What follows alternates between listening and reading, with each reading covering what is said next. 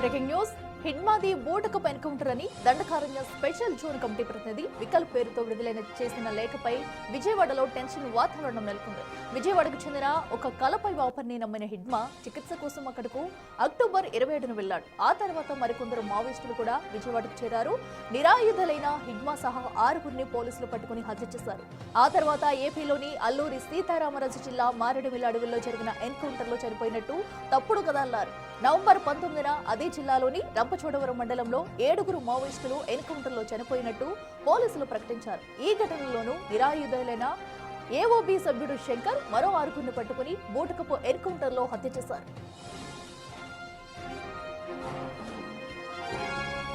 ఆంధ్రప్రదేశ్లోని అల్లూరి సీతారామరాజు జిల్లాలో నవంబర్ 18న భీకర ఎన్కౌంటర్ జరిగింది. ఇందులో మావోయిస్టు అగ్రనేత మాడ్వి హిడ్మా, ఆయన సతీమణి మడ్గం రాజే అలియాస్ రాజక్క, మరో 4గురు మావోయిస్టులు హతమయ్యారు. హిడ్మా బాడీగార్డ్ గా దేవే పనిచేసేవాడు. ఒకప్పుడు ఛత్తీస్గఢ్ లోని బస్తర్ ప్రాంత దండకారణ్యంపై మాడ్వి హిడ్మాకు బలమైన పట్టు ఉండేది.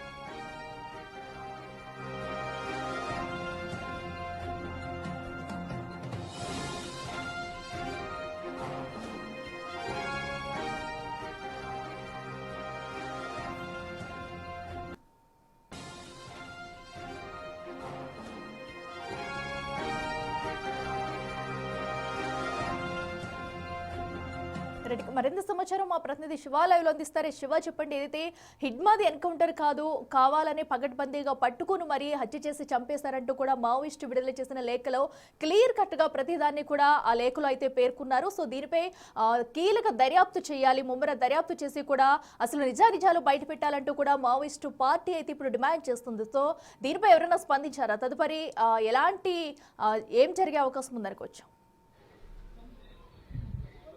మొత్తం మీద చూసుకుంటే గత నెలలో జరిగిన భారీ ఎన్కౌంటర్ వరుసగా 2 రోజుల పాటు 19, 22 తేదీలో ఒకరోజు 6గురు, ఒకరోజు 7గురు, దాదాపుగా 13 మంది మావోయిస్టులు ఎన్కౌంటర్లో మరణించారు. హిడ్మాకు సంబంధించి ప్రధానంగా ఆయన చరిత్ర చాలా కీలకమైంది. మావోయిస్టులకు సంబంధించి గెరిల్లా దాడులు ఆయన కీలకమైన అయితే విజయవాడకి సంబంధించిన కలప వ్యాపారులు, కొంతమంది కాంట్రాక్టర్ల సహాయ సహకారాలతో, అలాగే మావోయిస్టులకు సంబంధించి కొంతమంది వ్యక్తుల ప్రోత్బలంతో పోలీసులు హిడ్మాని విజయవాడలో హాస్పిటల్ సమయంలో అదుపులో తీసుకుని చిత్రహింసలకు గురిచేసి ఏదైతే అల్లూరు సీతారామరాజు జిల్లాకు సంబంధించి మారేడుమిల్లిలో ఎన్కౌంటర్ చేశారో ఇది పూర్తి స్థాయిలో బోటప్ ఎన్కౌంటర్. దీనిపై పూర్తి స్థాయిలో సమగ్రమైన దర్యాప్తుకి ఆదేశించాలి. ఎవరైతే పోలీసు అధికారులు చేశారో వారిపై చర్యలు తీసుకునే విధంగా వ్యవహరించాలని చెప్పి మావోయిస్ట్ పార్టీ కేంద్ర కమిటీ ఒక లేఖని 2 రోజుల క్రితం విడుదల చేసి ప్రస్తుతం ఈ లేఖ సంచలనంగా మారిన పరిస్థితి.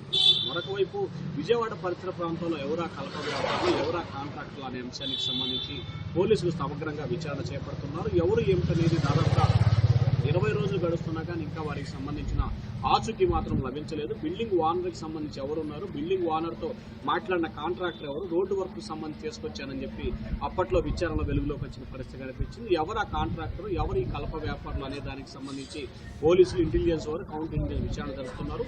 రాయలసీమ ప్రాంతానికి సంబంధించిన కలప వ్యాపారులుగా కూడా పోలీసులు అయితే సమాచారాన్ని సేకరించినట్టు తెలుస్తున్నాం. దానికి సంబంధించి లోతుగా విచారణ చేపడుతున్నారు. మరొక వైపు మావోయిస్ట్ పార్టీ డిమాండ్ చేసిన అంశానికి సంబంధించి ప్రస్తుతం విజయవాడలో దాదాపుగా 40 చాలా మంది మావోయిస్టులు ఇటీవల కాలంలో వారిని రైడ్ చేసి పెనంలూరు సమీపంలో కానీ, లేకపోతే ఔటర్ రింగ్ రోడ్డు సమీపంలో కావచ్చు, లేకపోతే ఏలూరు, పశ్చిమ గోదావరి ఇట్లా రకరకాల ప్రాంతాల్లో దాదాపుగా 40 మంది పైగా మావోయిస్టులను కూడా పూర్తి స్థాయిలో అదుపులో తీసుకున్న పరిస్థితి కనిపిస్తుంది. సో ఈ నేపథ్యంలో ప్రస్తుతం విజయవాడలో మావోయిస్టుకి సంబంధించి ఎటువంటి కార్యకలాపాలు అయితే కొనసాగట్లేదు. ప్రస్తుతం విజయవాడ అయితే ప్రశాంతంగా ఉందని చెప్పుకోవచ్చు. అయితే ఎవరు ఆ కాంట్రాక్టర్, ఎవరు వారికి సహాయ సహకారాలు అందించారు అనే కోణంలో పోలీసులు అయితే ఈ లేఖ విడుదలైన తర్వాత దర్యాప్తు ప్రారంభించినట్టు తెలుస్తా ఉంది.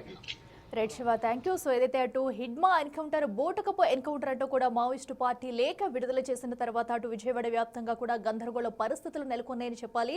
అయితే దీనిపై కీలక దర్యాప్తు చేసి తగిన ఆధారాలు బయట పెట్టాలంటూ కూడా డిమాండ్ చేస్తున్నారు. సో ఇప్పటికే దీనిపై దర్యాప్తు ప్రారంభించారు.